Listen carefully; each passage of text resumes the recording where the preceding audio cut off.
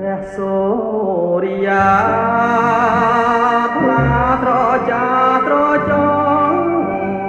nhang chân đa phô phong đôiព្រះអង្គប្រទានសុខអេលើប្រែពរជាទុករំលាយក្តីសុខទ្រូងអើយចាប់ចុងក្តៅផ្សាក្តីស្នេហ៍ខ្ញុំមុំសួរបដូរជីវិតតែកម្មពីអតីតឲ្យព្រាត់ពិតដោយវេ